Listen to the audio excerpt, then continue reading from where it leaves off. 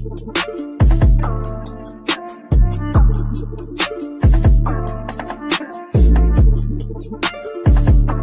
watching Reason and Theology Live, a show dedicated to charitable discussions, debates, interviews, commentary, and analysis.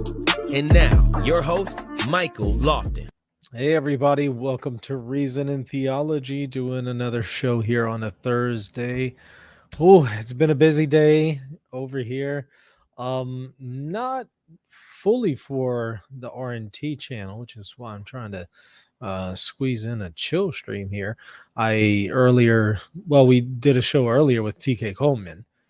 Then shortly after that, I had the privilege and honor of guest hosting Catholic Answers Focus, which we'll talk about here in a moment. And then after that, I had to pre-record Dr. Nicholas DiDonato and his presentation for the upcoming conference that we're offering here at RNT online June 11th, the Catholic and Orthodox conference. And so I had to pre-record that. So it's been a very busy but productive day. But as I said, I had the opportunity. That's one of the first things I wanted to mention. And by the way, y'all can put some questions there in the chat. Go ahead and put them to @Reason and Theology. The first thing is I had the privilege and honor of guest hosting at Catholic Answers Focus, which that episode will be available June 15th. So about a month from now. Wow. Awesome experience. What an honor. What a privilege. And double honor, because the person that I got to interview is somebody that I greatly admire. That is Father Hezekiah Carnazzo. You might already know him from the Institute of Catholic Culture, which has been incredibly influential in my own life, in my conversion to Catholicism, and especially in my formation after my conversion, in many, many ways. The main reason why I went to Christendom for my master's is because of all of the Christendom professors who would come to the ICC and lecture. I was so impressed by them that I said, that's where I want to go.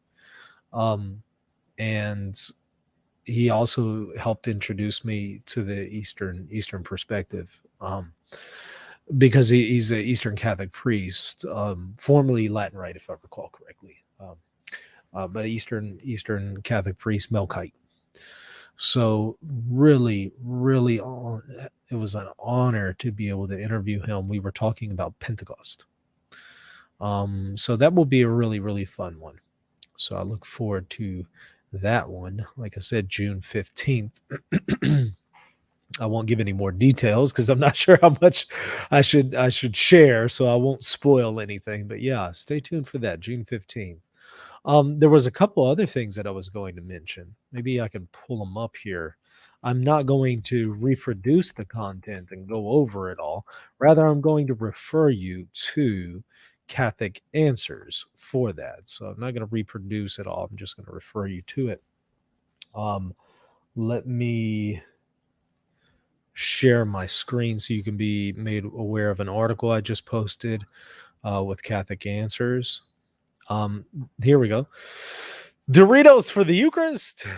And you'll have to read it, to find out where that's coming from. And spoiler alert, no, you can never have Doritos and Pepsi for the Eucharist. But check it out, because it's a good article that addresses the issue of, to what extent does the church have authority over the sacraments?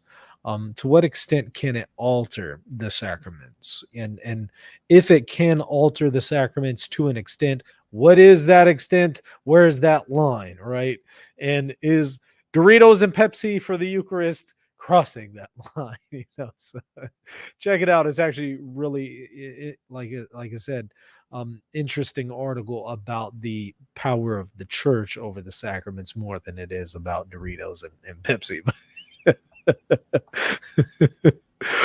So that's available, Catholic Answers, so Catholic.com. And then if you just go to the home page, they should have it. I think right now it's the first thing on the homepage right there. Doritos for the Eucharist. The other thing I was going to mention, and again, I'm not going to reproduce it. You'll need to go to Catholic.com and go over here to Is Francis Pope, Munus versus Magisterium. Click on that and watch this video if you have not already seen it. And if you have already seen my video where I critique Patrick Coffin's perspective, this would not be redundant to watch. I give you a more developed presentation of this issue between Munus and Magisterium than I have in the past. Shorter in length, but more developed, more nuanced, further articulated. So if the issue of benevacantism and the idea that Benedict is still the Pope and Pope Francis isn't the Pope, if that is important to you or somebody that you know, point them to it. Go and watch it. It's going to be something that you would find to be very, very helpful in that matter. Let me look through the chat and see what y'all are saying. Put comments, put questions in there, whatever you want. You should make a Catholic rap album in the future. No, I'll leave that up to Fawaz. I'll just make a beat or two here and there, and he can do the rapping. Will you interview Eric Ibarra in his book in the papacy when it comes out? Absolutely. I look forward to that book coming out, most certainly. If the Catholic Church is defined by clergy and faithful assenting to the teachings of the Church, wait. I wouldn't define the Catholic Church that way, but then how does EO define the Church if communion with the primate is not necessary to be called EO? I'm not sure I understand the question very well, but that first part is not how I would define the Church. Unfaithful people who are baptized Catholics are part of the Church. They might be dead members in the Church, but they are part of the Church. So that doesn't account for them. It also doesn't account for people who are not formally Catholics but are united to the Church informally.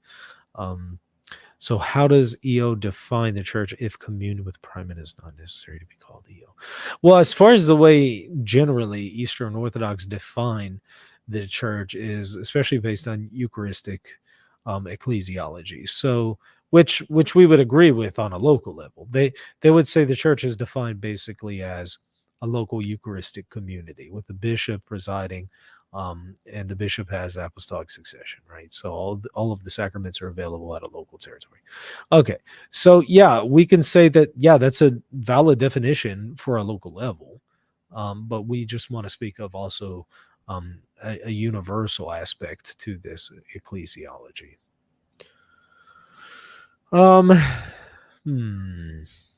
Let's see. In your opinion, what books are essential for a Catholic apologist aside from the Catechism and the Bible?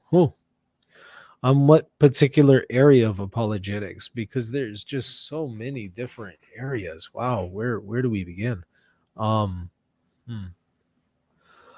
tell you, I mean, I cut my teeth on the stuff that Catholic Answers put it out, starting out when it comes to understanding apologetic issues. So really anything published by them was going to be good. Of course, there's plenty of stuff available, outside of Catholic Answers, but that's where I started. So, I mean, I would point people to the books that they published on apologetics. But I mean, again, that's a just very general answer because I'm not exactly sure what particular area of apologetics you're asking about. What's your opinion on Cardinal Dola's book on the Magisterium? Yeah. So you know what? It's been about 10 years since I've read the whole thing, right? Maybe 12 years. No, 10 years. It's been 10 years since I've read, somewhere around there. 10 years since I've read the whole thing cover to cover, right? But I've referred back to it for sections, even very recently, preparing for my lectures on the Magisterium, which, by the way, are available maximusinstitute.com. If you want a good series of lectures and course on the Magisterium and how to properly understand it, maximusinstitute.com. I have it there. But you ask, what do I think about it? I mean, again, it's not fresh on the brain, every aspect of it, right?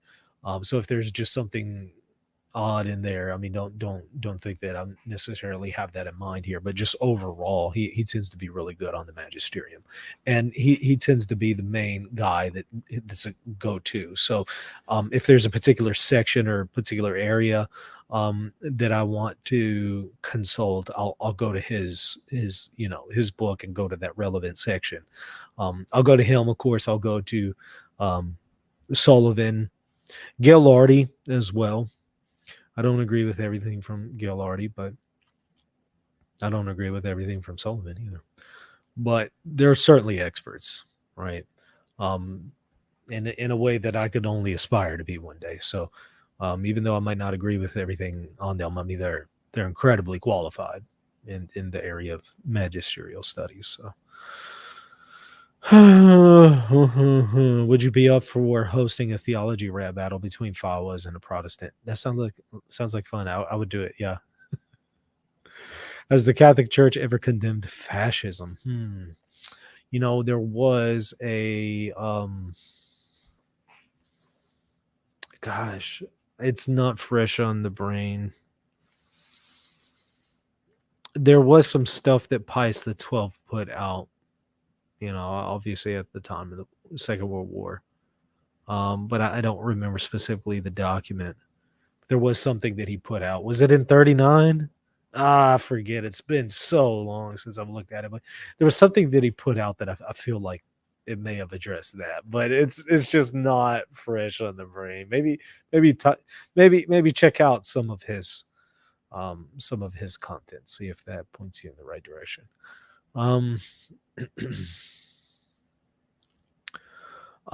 Congrats on the full-time gig. What is your preferred translation of a Catholic study Bible? The Revised Standard Version, Second Catholic Edition seems to be like a really good one. Yeah, Trent Horn's recent video on the NAB cringy annotations made me rethink using it. Yeah, I hear you. Yeah, there are definitely some bloopers in the commentary on the NAB. Any book recommendations on the Magisterium and liturgical history? I know you've mentioned Jimmy Akin's teaching with authority previously. Yeah, that's a good primer. Of course, we did just mention Dola's on the Magisterium, and then Sullivan's two books. One is called the Magisterium. The other is called Creative Fidelity. You got to read that. Dr. John Joy's book, which is actually his dissertation, which it goes over the ordinary magisterium from Joseph Clayton to the Second Vatican Council. Very helpful. Ghilardi has two books, Teaching with Authority and By What Authority, I believe is the other one. You'll want to get both of those as well. So, yeah, start out there. Liturgical history depends on, what aspect. Are we talking about the Roman Rite? If we're talking about the Roman Rite, get Jungmann. Let's see. So the idea of the Virgin Mary being called our life, our sweetness, and our hope. Yeah, the way I understand that is in her intercession, not as like some kind of source of life. Clearly, she's not God, right? So she's not the author of life, and she's not the hope in the way that Christ is our hope, right? So the way I understand that is in her intercession. Could the church ever adopt the Roman Rite to the metaverse? Metaverse, is this a multiverse kind of thing? What is a meta? Let me Google metaverse here. Is this some kind of Doctor Strange thing? Hold on. Why do I not know about metaverse? In futurism and science fiction, the metaverse is a hypothetical iteration of the internet as a single, universal, and immense virtual world that is facilitated by the use of virtual reality and augmented reality headsets. What? What? What did I just read? I'd have to read through that multiple times. I'm sorry. This is so abstract that I need concrete examples of. Could the Roman Rite ever could the church adopt a Roman Rite for a metaverse? I guess this is a question related to the extent of the authority of the church over the sacraments. So. I mean, I suppose the church functioning universally can adopt whatever rite it wants. if let's say like all of the Eastern bishops and all of the Western bishops got together in an ecumenical council and said, okay, here's one rite, and we're just all going to celebrate this one rite. Could they do that? Yes, they could. I don't think they will ever do that, because the church has often commended and recommended that there be a diversity of rites. So I don't think that would ever happen. But of course, if the church and all the bishops agree to something like this, yeah, that could be done. But I guess that would then apply to a metaverse, whatever a metaverse is. if the metaverse is part of the physical realm in some kind of way, I guess the answer would be yes. I still don't know what a metaverse is from that definition. I'd have to read through it again. Let's see. If the Novus Ordo is not a new rite, then why did Pope Paul VI refer to it as such on November 26, 1969? Are you talking about in the same exact place where he says that the Mass is the same? That Paul VI, the Paul VI that literally has a homily called "The Mass is the Same." Let me go back and look and see. November 26th of 69. Let's see. And he certainly wouldn't have meant it in the way that we mean it, as far as a new rite, because he certainly did not believe that. Again, because you can read his homily, the Mass is still the same. I'd have to see it, but let's get the homily pulled up here. Paul VI, the Mass is the same, I think is what it was called. Yeah, the Mass is the same, is what it's called by Paul VI. Read that and tell me if he thinks it's a new rite. He clearly doesn't, according to that homily. Not in the sense that we understand new rite. So if he ever used that term, it wasn't in the way that we would refer to it as, like, literally a new way of life, the Roman rite versus something else. He clearly doesn't think that. He clearly, in his apostolic constitution, believes that this is the Roman rite that he's promulgating a liturgy for. He doesn't think it's a new rite. Let's see what else we have on here. Okay.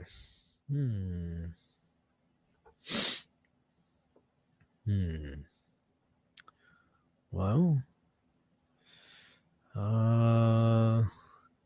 doesn't Nicaea Canon 6 forbid one unified rite? I don't think so. Canon 6 of Nicaea? The Canon 6, the one that I did a whole show on recently? Oh, I see the JK in there. Okay. You scared me there. You scared me. I didn't see the JK there. All right. We're laughing right now at the position of James White. Okay, I understand. Because I was going to say, like, how do we get that out of Canon 6? I mean, Michael, if you had to be Protestant, which denomination would you be? Probably, in a high church. Excuse me. Oh. Sleepy here. A high church Anglican. Yeah. And if you say, like, okay, well, that's just not, Reformed. That's not Protestant enough, Okay, fine. I would just say Reformed again, right? But I wouldn't go back to Protestantism. Not trying to put down Protestants. I'm just saying that I don't feel that would ever be a possibility for me, unless just it's so abundantly clear that God is showing me that, hey, this is where the truth is. Well, obviously, I'm going to go wherever that truth is, but I just don't see that happening. Would I be able to get Metropolitan's Zoolos on the show? I haven't tried. It'd be honored to have him, but I haven't tried. But I also don't have his contact information. So if you have it, maybe you could recommend that he come on. The Lofton verse transcends the metaverse. I still don't understand what the metaverse is. The metaverse is some internet universe, is what the definition was saying. I don't know. Maybe y'all can explain it to me in the chat.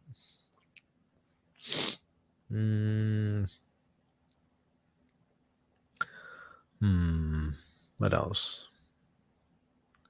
I see a super chat here. Thank you, Jess. Let's see. Let me pull it up. The other day you said you need apostolic tradition to refute the Gnostics. Has any Protestant tried to do it via modern historical textual criticism? Not that I'm aware of.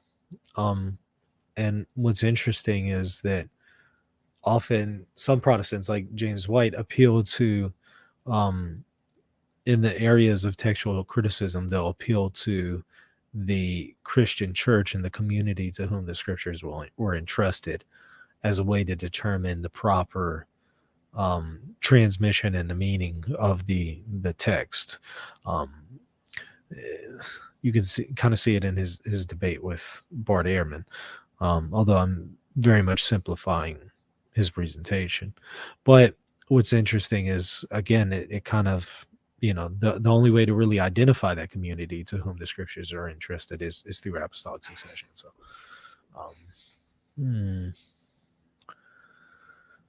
okay. Would I be able to bring Dr. Joshua Sijuwade back on the show? Yeah, I'd love to have him back on. I think we were talking about having him back on for a Filioque video. What's my most studied Catholic miracle? Fatima, probably, if you want to call that a miracle, right? I mean, that's more of a, apparition, but it has the miracle of the sun associated, with the apparition too. So probably that. And then after that, maybe Guadalupe.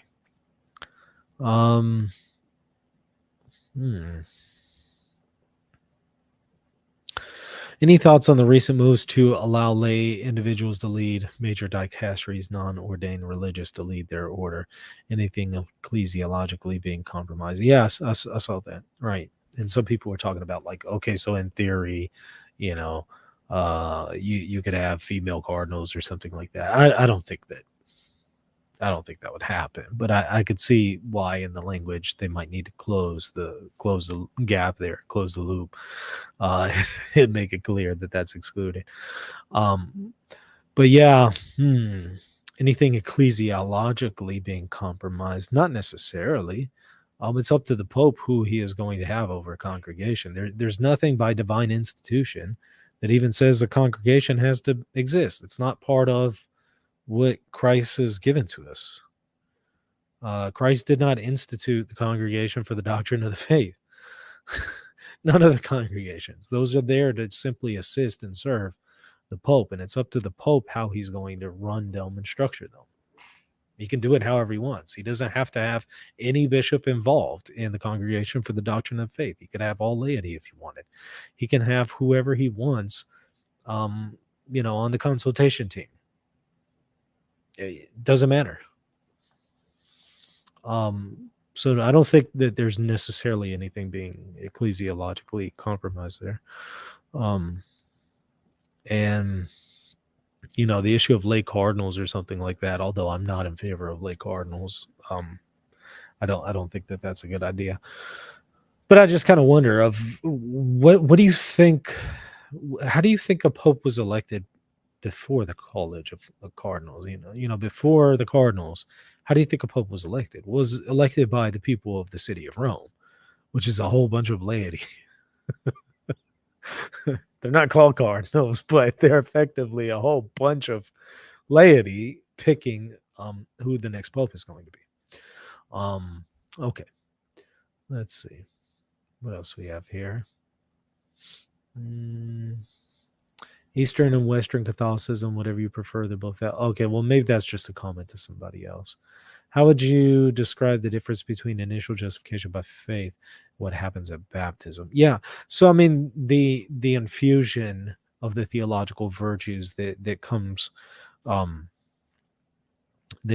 baptism happens at the moment of baptism, and that's what we mean by that's the kind of faith we're talking about. Now, obviously, there is a kind of faith that precedes the theological virtue of faith that's given in baptism. obviously, right? I mean, because you assent to being baptized, so there's some kind of faith there.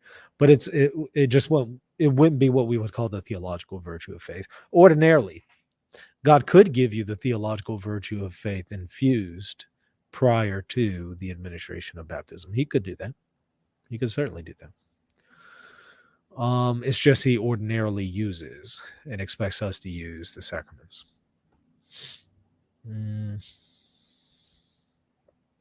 Have I contacted James White to be on the show or vice versa? For several years, I had reached out to him 4 or 5 times and never heard back from him, never acknowledged any of my invitations. So I'm not really interested in having him on at this point because of that. What else? And also, especially after seeing the way he mishandled my content for the 3rd time now.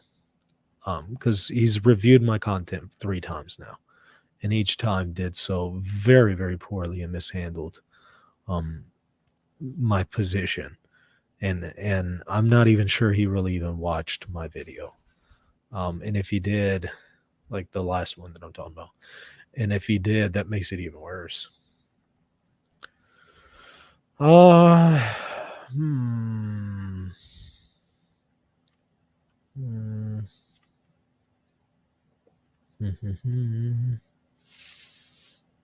Let's see.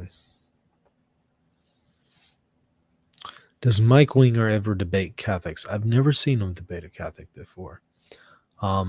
Somebody asked him if he would be willing to come on my channel, which I was willing to have him on then. But he said, no, I'm the guy who spent like 2 hours or so refuting one of his videos, which I thought was an odd reason to not go on with, onto somebody's show. But maybe he felt I was uncharitable or something. I don't think I was uncharitable, but I think when you're getting critiqued by somebody, you're going to feel like that, right? You're going to feel like, oh, they're just being mean to me because they're critiquing you. And if you translate somebody critiquing me as being uncharitable, well, nothing I can do about that.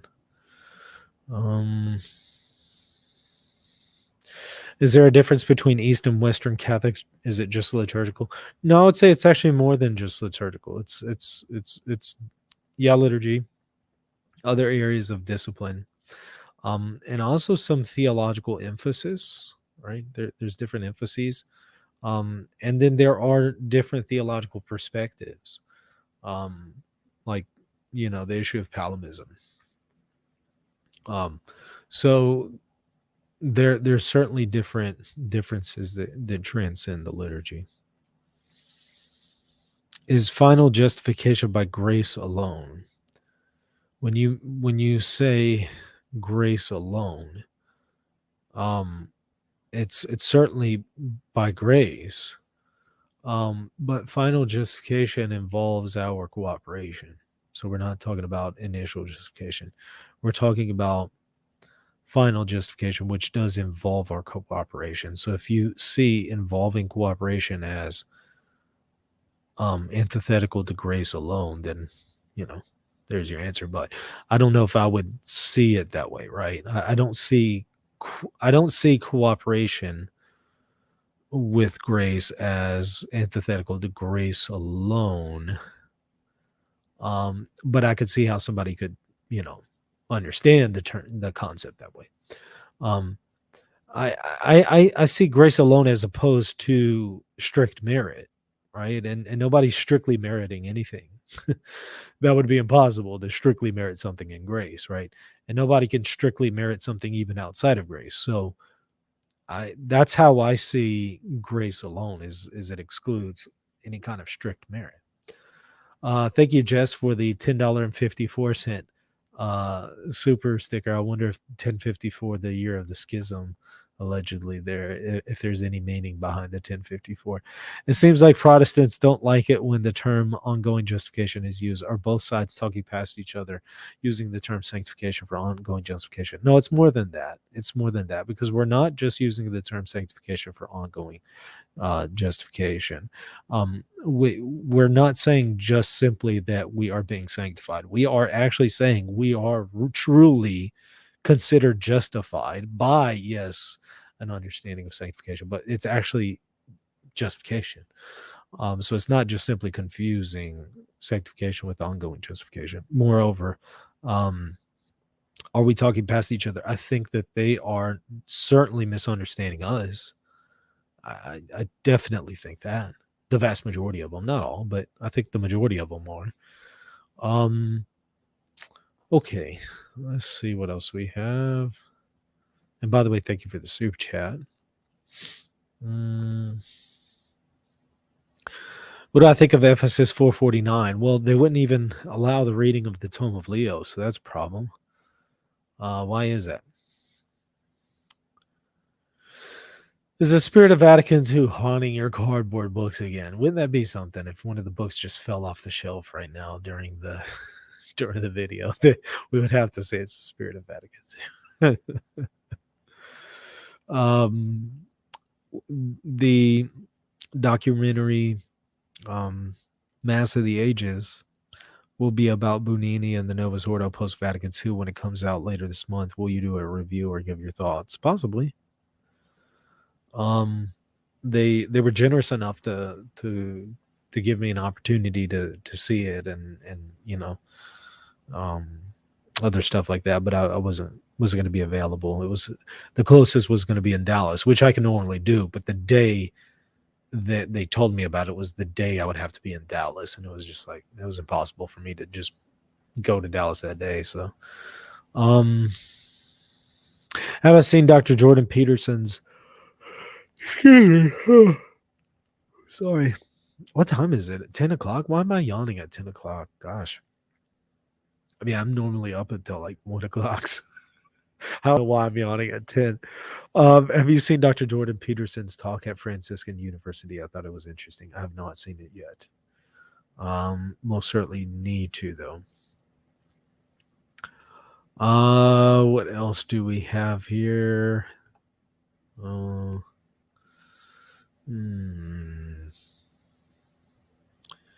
Is it true that the East and West Schism was actually healed at the Council of Florence? And that the reason the schism is still ongoing is because of the Ottoman Sultan. Well, was it healed at the Council of Florence? Very temporarily and superficially it was. But almost immediately, within a few years, because of pressure from the leader of Russia, from what I recall, among others, there was a pressure to renounce the Council of Florence, especially from the laity. And so the bishops repudiated their signatures at the Council of Florence. So, which I don't think is a good look for them, in my opinion. But, it is what it is. And that the reason the schism is still ongoing is because of the Sultan. No. I don't see how that factors in. The Ottoman Sultan hasn't been around since what was it, World War One? Wasn't it World War One? Sick man in Europe. No, I mean, why haven't we had reunions since the Sultan, right?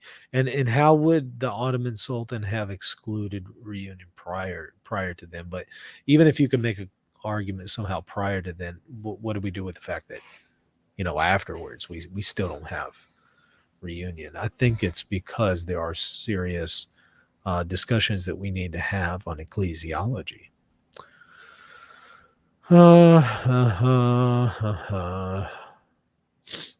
Yeah, shortly after World War One, correct. Will you discuss usury in your dissertation? Seems like a reversal via redefinition of terms. I might do so, but I don't think it's a reversal via redefinition of terms, given the fact that you have in the Old Testament, God allows the Israelites to add interest on loans to non-Israelites. He only forbids it for Israelites. Well, if he allows it for Israelites in relation to non-Israelites, it's not intrinsically evil to have interest on loans. Okay. Well, all we're saying today is having some interest is not usury. Well, isn't that exactly what the Old Testament was indicating in allowing some interest with non-Israelites? Well, yeah. Okay, so I don't think it's actually a redefinition of terms. I think that some of the early fathers and others assumed that any kind of interest um, was usury, and in fact, it wasn't. And I don't think that they had to assume that, given the Old Testament precedent for it. But that might be a very simplistic understanding, right? I'll need to look further into it. Am I going to deal with that one specifically? I'm going to deal with the ones because you have to limit the scope of your dissertation, right? I mean, you can't just talk about reversals, period, indiscriminately. Um, there, that would be too broad, right? So what they wanted me to do, instead of just discussing them generally, you have to kind of limit yourself. So what I decided to do is, okay, I'll talk about magisterial reversals in the thought of Francis Sullivan. So I'm going to have to, and even then, okay, I can't deal with all of the reversals that he hints at, because we have over 10 that I counted. I can't do a dissertation on over 10 reversals. It's not possible. It's just it would be way too long. Okay, so I have to kind of limit it to like 3 or 4 at the most, right? I don't know if I'm going to do that one. I'm probably going to do ones, different kinds that represent different kinds of reversals, conceptual, linguistic, stuff like that. So, we'll see. But if I don't do it in the dissertation, I'll just do it elsewhere.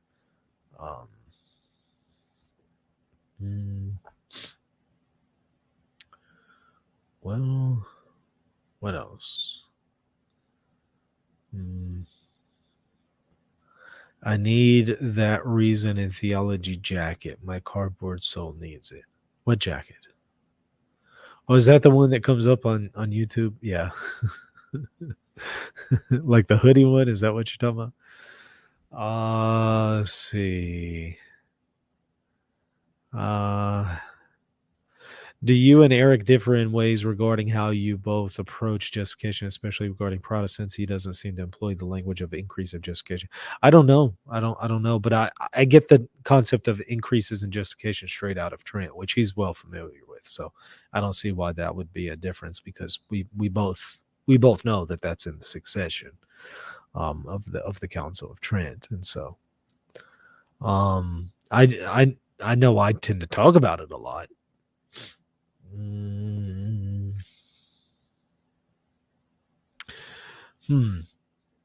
Can you explain why the Bishop of Rome is considered having universal jurisdiction and papal infallibility versus Antioch? I guess succession goes on where someone died in Roman Catholicism. Thank you. It's a great question. So, yeah, we can speak about Rome, Alexandria, and Antioch all being Petrine sees. But why is it that Alexandria and Antioch don't have, supremacy or infallibility? Right. So we would say they're Petrine sees in different ways, right?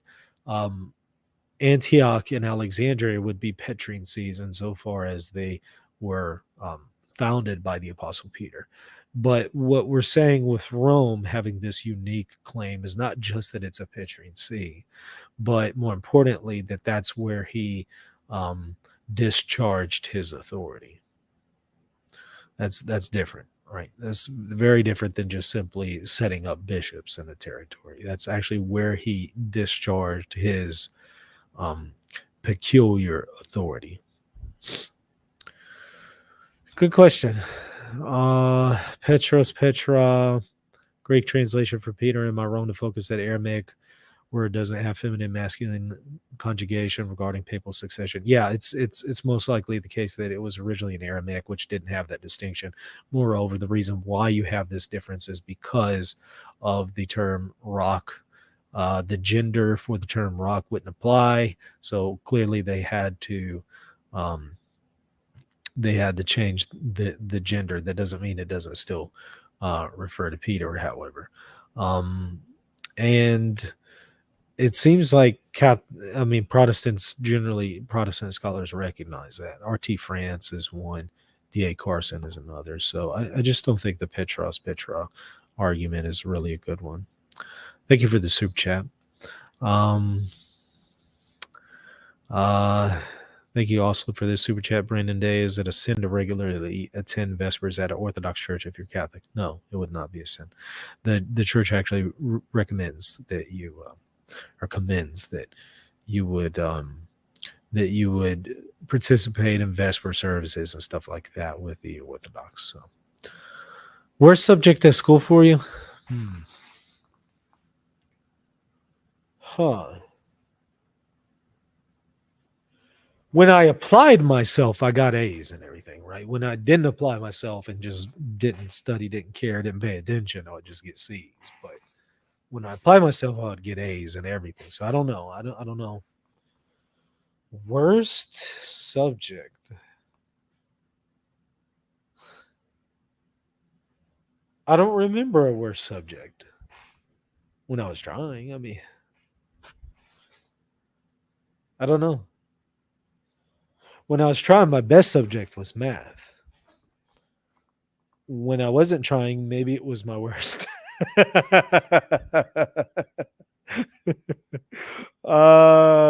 So I don't know if that helps you. um, so let's see. Why is it that so many people think you can't forgive without being friends or having personal contact with someone who has hurt you, or forgiving them without telling them?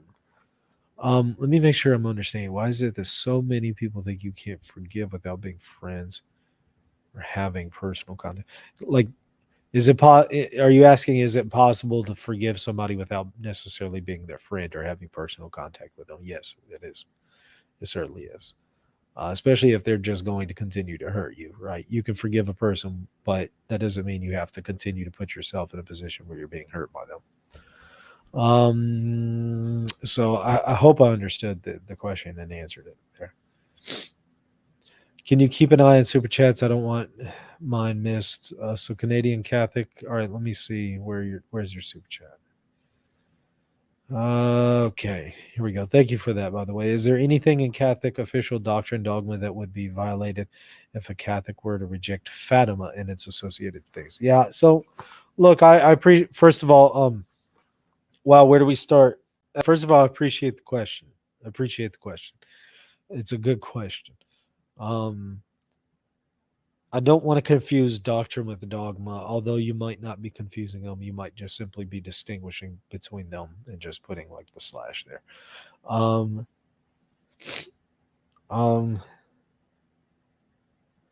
So this is where it gets tricky.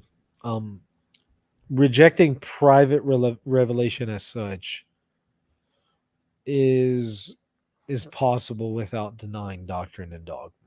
But then the question is Fatima merely private revelation, right? It certainly is private revelation as opposed to public revelation, that which was handed down by the apostles. It certainly is private revelation in that sense. But I think that's an insufficient category because, as I've argued, there's a middle ground here. There's something else that's missing, and we haven't really spoken about it enough, and we need to. And that is, whenever you have a private revelation that enters in your public liturgy, how can we still speak of it as private revelation when it enters into the life of your public liturgy? Is it still private revelation? Well, yes, in the sense that it's never going to be public revelation. But is it merely private revelation now that it's entered into your liturgical feast? I want to say no, it's not merely public private revelation at that point. So then we have to ask the question, is there some kind of liturgical assent that is owed to it? If I go to a liturgy where the feast of, Fatima or something like that is being celebrated, what am I supposed to do? Just plug my ears? Or just say in my heart, I don't believe this, I don't believe this, I don't believe this. Okay, well, why are you there? Surely there has to be some kind of liturgical assent. But would you deny doctrine or dogma if you don't give some kind of liturgical assent? No, not necessarily. Not necessarily. Mm, let's see. Sorry again, yawning over here. I guess I need my coffee, right? Mm, um, what is this? Is there someone who follows and monitors everything the Pope says, looking for new dogma, doctrine, and discipline? Um, didn't I don't know if he still does it, but a few years ago, wasn't Jimmy Akin doing like the Daily Francis or the Weekly Francis, where he puts out everything that Francis did? I don't know if he still does it, and he certainly isn't doing it to find new dogma or doctrine or discipline. But um, I'm not aware of anyone that does that, or why that would even need to be done. Maybe you can offer some clarification. Thank you, Jess. The Mosaic Law legislates divorce. Does that make it not intrinsically unnatural and thus able to be embraced by the church like interest? Um, so divorce wouldn't be intrinsically evil because of the fact that God allows it in the Old Testament. Otherwise, you would have to say God allowed something that's intrinsically evil. That's absurd, right? Um, so no, you can't say it's intrinsically evil. But what you can say is in the new covenant, Christ restores things to original creation that excluded divorce. So it would be a sin not because it's intrinsically evil, but it would be a sin because it goes against the command of Christ. Let's see. In the qualified way, we're talking about we're talking about certain contexts for divorce, right? Even the Catholic Church allows divorce in some cases. So, let's see. I listened to a podcast featuring Father James Martin. Do you think his views on LGBTQ folks are problematic?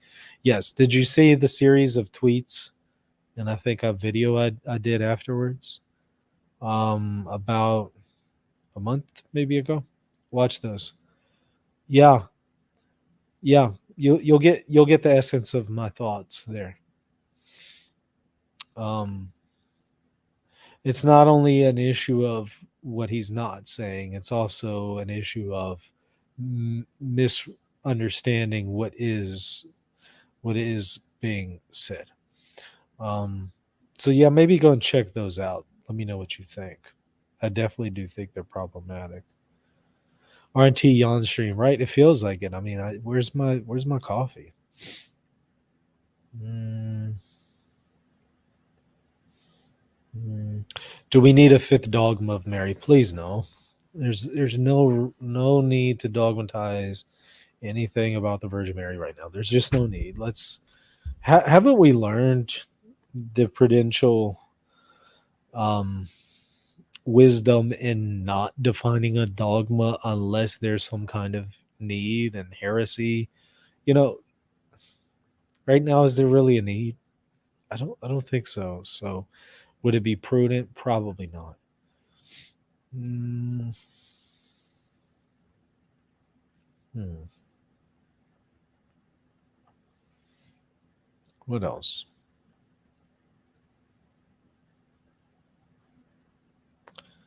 Y'all still talking about the metaverse there. I still don't know what a metaverse is. So tell me in the chat, what is a metaverse? Um Still looking through. Mm, Uh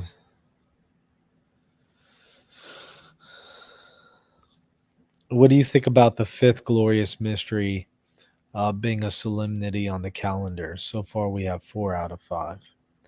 Um is that in the works right now? I haven't heard about that being in the works. Um I mean, obviously the church is able to add feasts to the calendar and solemnities and things like that. So I mean, I don't have a problem with the church if it chooses to do something like that. But is there talk about that? Hmm. Do you think that the fact that God can teleport people weakens the importance of legs? I don't know if that was directed to me or someone else. I don't understand the question if that was for me.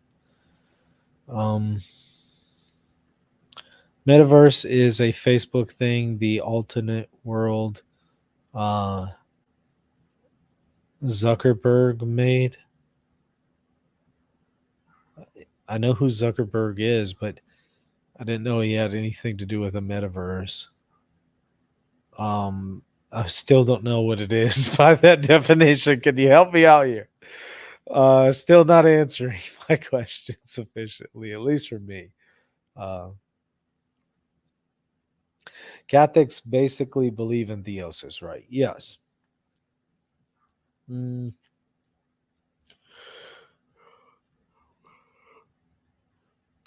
question here is there a difference between the Orthodox view and that on theosis? Yeah, both have the same goal in mind and both believe that we're divinized, but how that happens, the mechanics of it is different, right?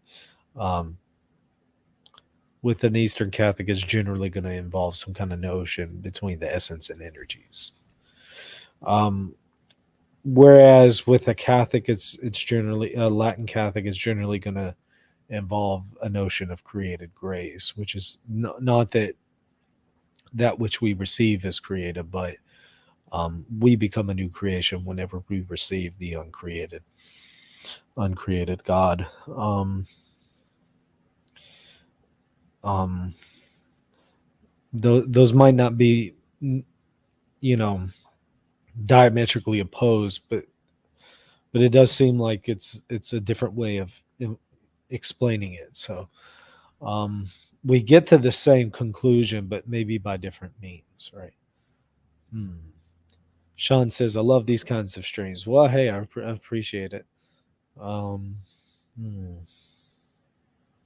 Take a drink every time Michael yawns. Yeah, I've never yawned before during shows. I don't know what's going on here. Maybe I'm just tired. Maybe I'm overworked. But I'm always tired. I'm always overworked. So I don't know why today would be any different. So yeah, maybe it's just like I said. I haven't had my coffee in a while, so maybe my body's just saying, Michael, I'm tired. Mm. The metaverse is watching you eating fried chicken in Israel. I still don't know what the metaverse is by that definition. Uh, Michael having a boom moment. What's a boom moment? Is that a boomer moment? I'm not in the boomer category, so I don't know what boom is.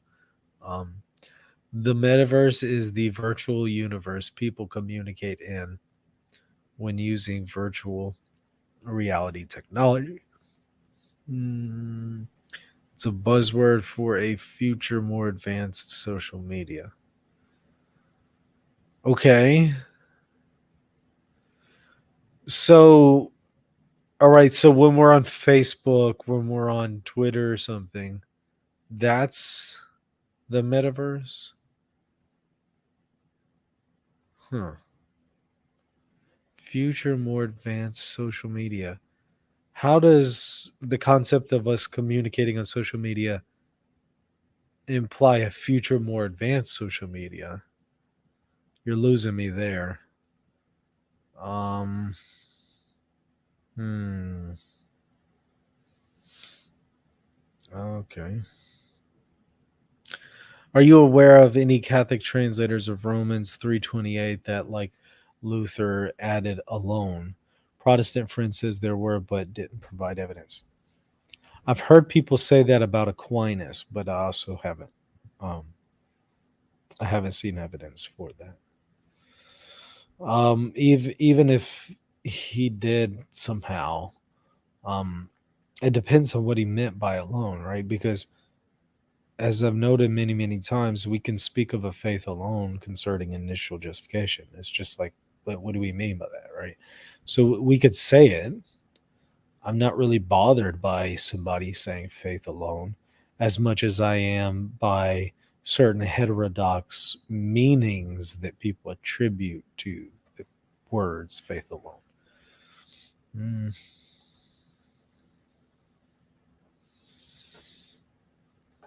Mhm. Let's see. God bless you all. If Mike ends up answering my question about when we allow divorce, I'll have to listen to it in the future. There was another question. Let me see. So basically, the metaverse is a second life. I don't know anything about Second Life other than the fact that Dwight from The Office talked about Second Life and showed a recreation of himself on this video game. But I did not know if that was just a video game made up on the show or if that was a real thing. I guess you're confirming it was a real thing. Um, hmm. Trying to find the question about divorce. Does the church condemn univocal predication? Because Ludwig Ott says the church only affirms an illogical understanding of God on page 19 of his book of Fundamentals of Catholic Dogma. No, to my knowledge, it doesn't. So where does he say, specifically on page 19, where does he quote a specific place where he would say univocal predication is condemned? Aren't there? Please correct me if I'm wrong, but don't some SCOTUS hold to that? Am I totally way off base there? I could be totally way off base. I'm sorry. I don't know enough um, about their metaphysics to say for sure. Um, but sometimes Ott is giving his when he gives the theological notes. That's his opinion of what note it is. Like there's nothing that says from the magisterium what theological note something is unless with rare cases they actually give you the specific note for the proposition, which has happened a few times, but in most cases they don't give you a specific note. So that doesn't mean he's wrong, right? Just because it's his opinion of what a theological note is for a certain proposition, it doesn't make him wrong, but it does mean that sometimes he is wrong. So don't just go with it as if it's like set in stone just because Ott says it. I'm not sure how much Ott is also taking into account other metaphysical perspectives. So, um, somebody says I got here late, or this is T.L. Putnam who says I got here late. Why are you without coffee? Yeah. Because I was thinking that I needed to grab my coffee. I just completely forgot, which is odd because I always have it during my shows, right? So what am I doing? I did bring water. I brought in my water, but that clearly wasn't sufficient. I should have brought in the coffee. Also, I'll tell you why it's easier for me to forget. My Keurig right over here in the office, I'm out of the coffee pods. Normally, I would just go and get the thing from the Keurig right here, but I've been out of them, so I've been having to make coffee in the house and then bring it in here, so it's easier for me to forget. So that's my long excuse for why I'm yawning. Mm. Plus, when you think of yawning, you start to yawn more. I didn't see the question about divorce again, so if you were a monk, what would your name be? Mm. Mm. Um, I would try to take my Orthodox confirmation name, and that is Seraphim. Which when my right change is official, I might just go buy it just for fun. TL Putnam says, I'm relieved it was an accident. If it were a choice, I'd be concerned.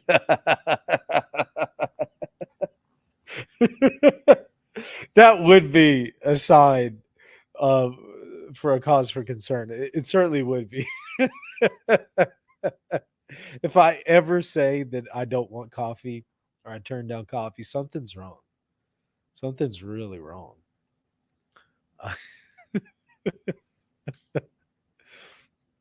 What else? Looking through the chat here. Is there a liturgy of the hours for the Orthodox in communion with Rome? What is it called? Where do you get it online? Yes. This is really complex. Let me just simplify it as easily as I can.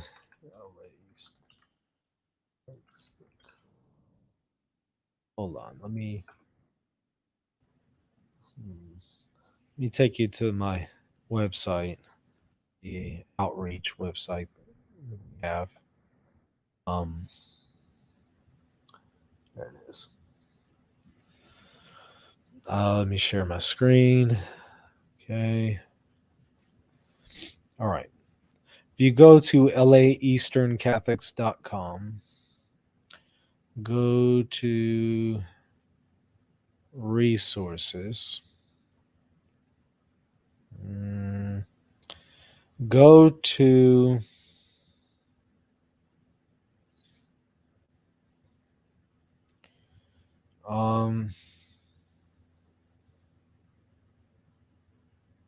Typica service, and then the website that we're currently on. Let me zoom in on. Yeah, there we go. Okay. No, I think I went to the wrong one. Hold on. Go back. Go to Daily Vespers. This website is where you want to go. St. Byzantine church. Okay. St. Byzantine church is where we need to go. And then we want to go to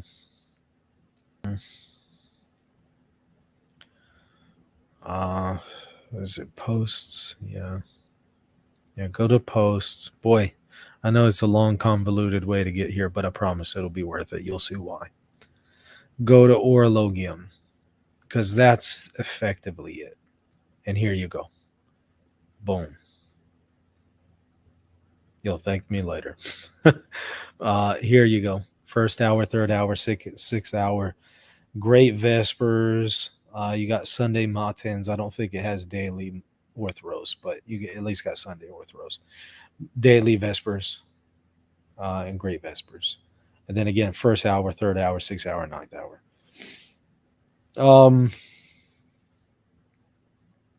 You got Typica. You also have, is it under liturgical services?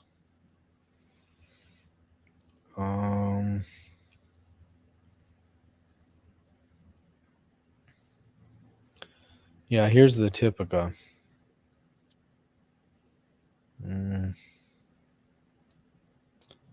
Here's the Moleben.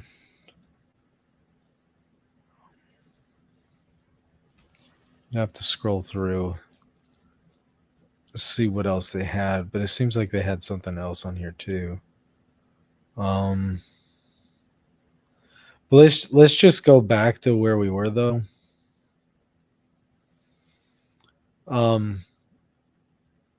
So you ask about, was it the liturgy of the hours? That's the closest thing to it in the Eastern, or at least in the Byzantine tradition. There are some other equivalents in the non-Byzantine Eastern communions, like the Coptic Catholics. those are going to be different than the ones I just pointed you to. But for the Byzantine, that's, yeah. Seems like I'm really yellow from all these yellow lights in here. Maybe it's the monitor that I'm using, but it just looks like I'm really yellow. Um, so Vespers is really complicated. Orthros is even more complicated. But if you use that version, it won't be as complex, although it will still be challenging. So my suggestion is you need to really pray it with somebody who's experienced. Maybe a local Eastern Catholic priest, if if they have maybe an Orthodos or a Vesper service. Maybe pray it with them, because it's going to be really hard to pray it by yourself to figure out how to pray it. Like the ones I pointed to you to, there's it's side by side. It shows you a service if the priest is present, and it gives you an alternative service for just readers. If there's no priest, you just follow that line, you know. So if it's nothing but laity or it's just you alone, you just go through the readers instead of the priest one. So you could even do it by yourself, but it's going to be really hard if you don't have experience at it. It's not as easy as just praying the Liturgy of the Hours in the Roman Rite. That's so much easier. It's very complex in the Eastern tradition. I got here late. Are you talking about Ruthenian Vespers? Yes, but the same would apply to any of the Byzantine traditions, not just Ruthenian. Mm. Hmm. Which Protestant Orthodox church you think will be next to join communion with the Catholic Church? I just don't see either. Maybe I'm wrong. I just don't see it. I know that the ecumenical patriarch is, claims things are really close, but I don't believe it. I hope it happens, but I don't believe it. Mm. What else? Have you ever given us a studio tour? If not, when can we expect it? I did. What was the name of that video? Let's see. Let's see if I can find it. Do y'all remember the name of it?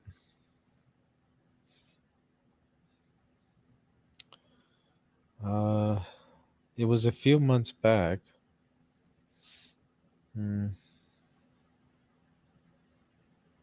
I thought I put it on for everyone, not just patrons. If y'all can maybe find the date and the title for the video. I wonder if I put it under the promos playlist. Let me go to the playlist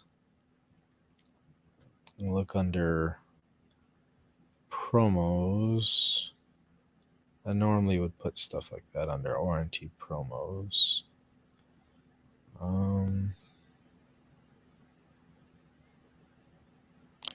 Well, where's the promos?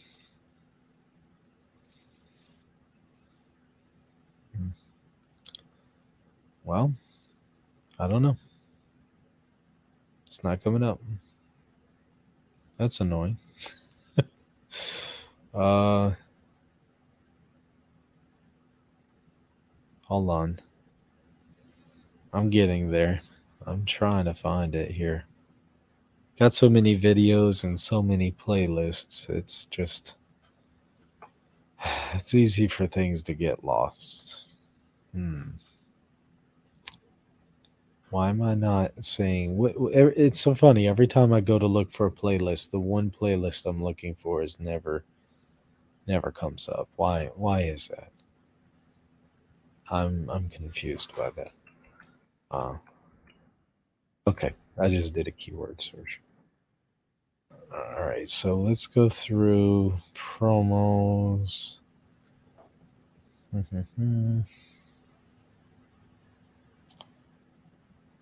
Well,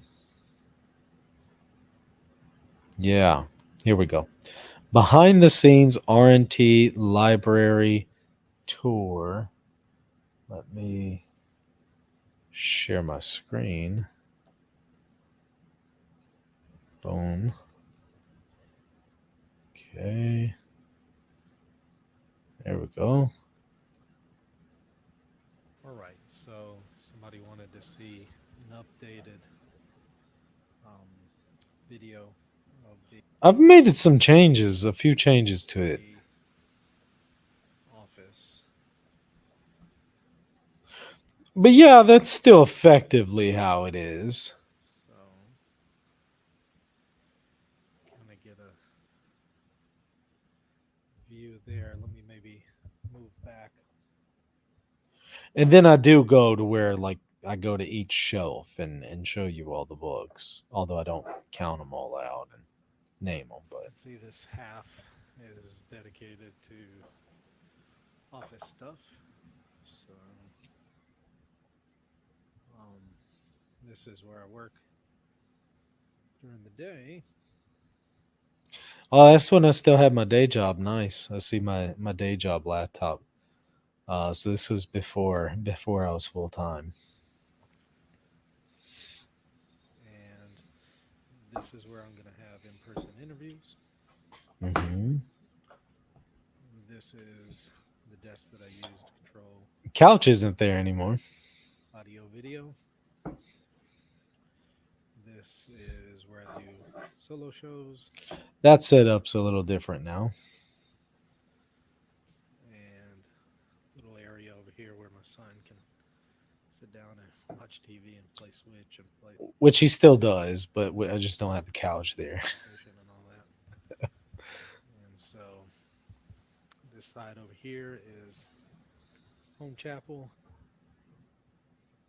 We're a small community of people where we have divine liturgies once a month. Only thing that I wish I could do differently here is put a wall here dividing the office and the chapel. And somebody says no couch, kids play video games standing up. No, I have a chair over there instead of a sofa now. Put sheetrock on the ceiling and move the bookcase, bookshelves, over here with the office. I don't know where I would put it. I don't really have room for it, so I don't know where it would go. Although I suppose if I had a wall here, I'd just put it on the wall. But you can see candle area for prayers. Sort of like a tetrapod over here. And over here, of course, you have the sanctuary with the holy table and sacristy in there. And in this area, you have table of preparation, altar of preparation. So, and of course the cantor stand over here. All right, so you get the gist from that. It's longer. You can go and watch the rest. Get the book tour deal. So yeah, that was called. Again, that was behind the scenes R&T office and library tour under the R&T promos. Somebody asked, when does papal infallibility first appear and primacy? First instance of infallibility, late 4th century, I believe. Yeah, late 4th century. like explicit Roman infallibility or indefectibility. Yeah. Um, Primacy. Well, it depends on how you define that, right? How do you define that? Um, some people would say Clement of Rome, right? Some others would say Victor, others would say Stephen. Depends on how you define primacy. So, more of a like Vatican I explicit kind of deal there. Same, late late fourth, mid to late fourth century. You might be able to find some references earlier than that, but I can't think of any offhand that are like explicit of the papal claims like you see at Vatican I.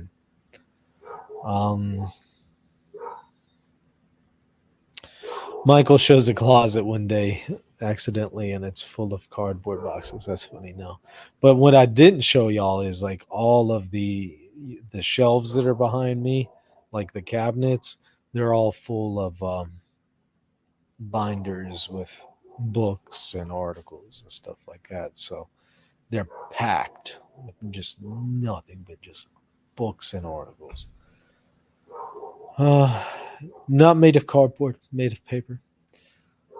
Video game couch is gone. Yeah, it was too bulky. Like I needed to be able to get to the back there easier, and so I just have a chair there for now. What else? Something else that I saw over there.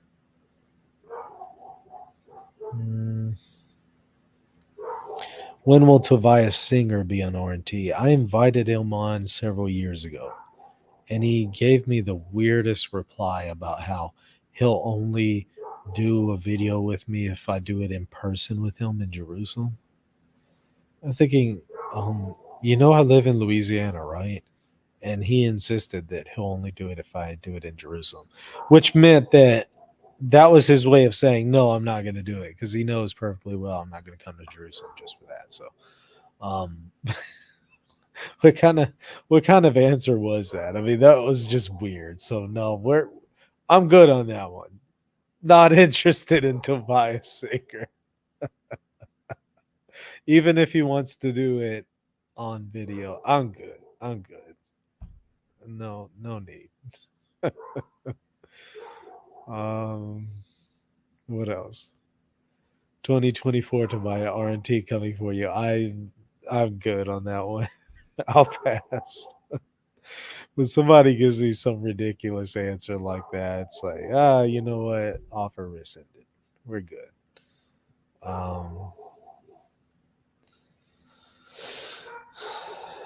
What are my thoughts on young Earth creationism? Well, I think it's within the pale of orthodoxy. I don't necessarily subscribe to it. Then again, I don't have any like really serious commitment to any perspective on this, right? So like I'm okay with however it goes down. But it's within the pale of orthodoxy, sure. So we got a troll in the chat. Let me block them. Or it looks like maybe Hallelujah already did. Let's see. Okay. I think they're taken care of.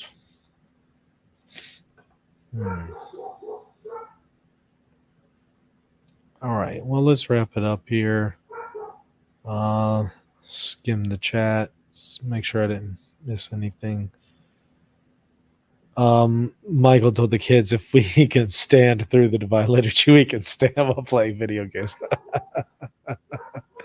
Yeah, trying to get them to stand during the Divine Liturgy is rough because my little guy just turned 4, so he's used to being in here, right? Because I'm in here during the day, obviously, and he's home with me, so he's used to being in here, so it's really hard for him to take the liturgy, like, to see it as a different time where you can't just run around and do whatever you want, Not that I let him run around over there in the chapel area, but kind of over here, I let him, play games and everything. So it's hard for him to really, make that distinction. So it's always interesting.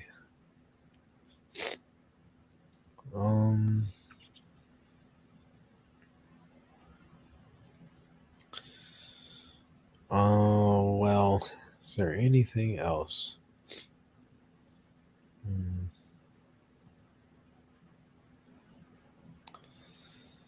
Well, I think I got everything.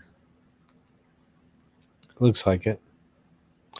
I hear the cries of the Boxer Rebellion outside your door. I actually think that that's the neighbor's dog, which is right next to Boxer, but they're divided by a fence. But Boxer and the neighbor's dog, they like to hang out with each other, but through the fence, right? There's still fence between them, but they like hanging out right next to each other. So whenever one of them goes off, the other one starts to chime in. So maybe it was Boxer too, but it seemed like it was coming from the other side. Would I consider doing an in-person R&T conference? Yeah, if there's enough interest, sure. The question is there enough interest? If there isn't, we're going to need to stick to online conferences until it's viable to do something like a in-person conference. Sean McKinney says, Boxer, really, Michael? Yeah, Boxer. Because the name choices was either Tyson or Rocky, and we couldn't decide on Tyson or Rocky, so we just went with Boxer because both of them are boxers. So there you go. He's Boxer the Champ. That's what it says on his name tag. Boxer the Champ. Big old pit bull. Probably about 100 pounds now. He's a big guy. He thinks he's he thinks he's a little dog. He thinks he's a little dog, but he's a big guy.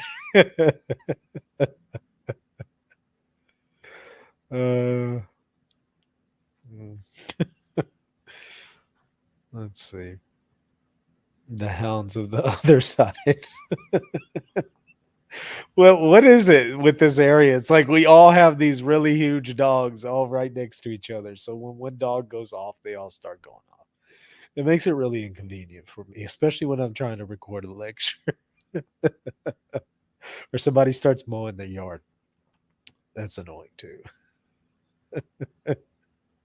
There's not enough sound dampening, stuff in here. So do you have a favorite language? I like Arabic. I really like Arabic. That might be my favorite. Maybe after that Latin. And then after that Hebrew. With your host cardboard, Michael Lofton. I'm gonna, you know what? That's it. I'm gonna make a life-size cardboard version of myself. How's that? I'll have it like here in the background, behind me. Those life-size, cardboard pictures that they have of Michael Jordan or something like that. I don't know. We had those back in the day. I'll just do that of me, like, doing a presentation or something like that, in a pose of a presentation, and just have that printed out as a cardboard and just kind of put it in the background. Or maybe I'll just sit the cardboard in the chair.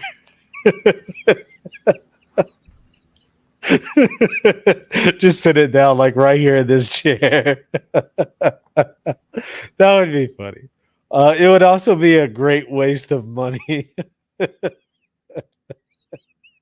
Cardboard Lofton versus Tobias Singer debate. Yeah, that's basically the only Lofton that he'll debate because I'm good.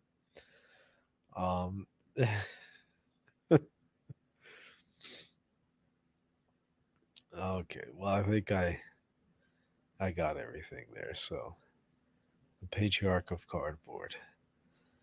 I thought I was the Patriarch of Nuance. Now I'm reduced to the. I've been deposed and demoted. I've moved from a higher C to a much lower C in the taxes.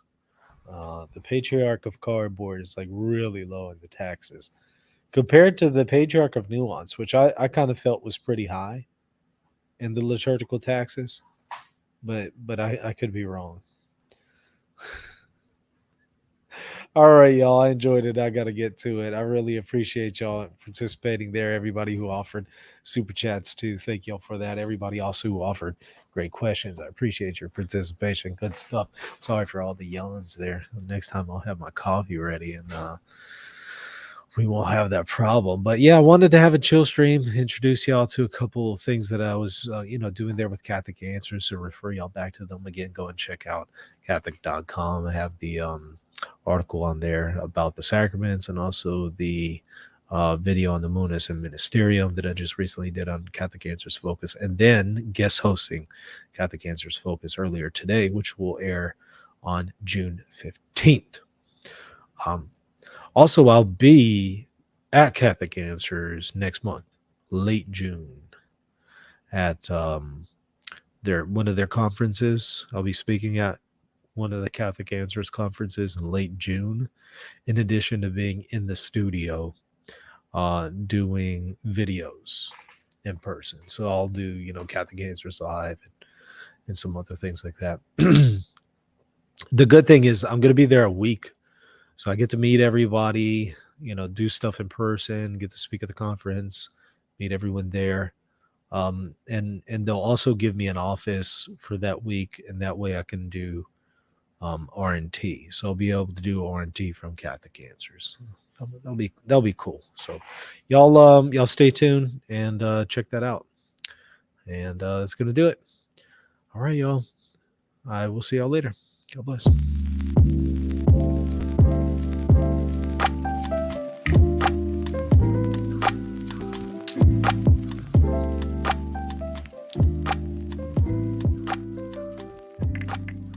Hey RNT fans, just a quick word about one of our sponsors, Verbum, an excellent Bible and theological software.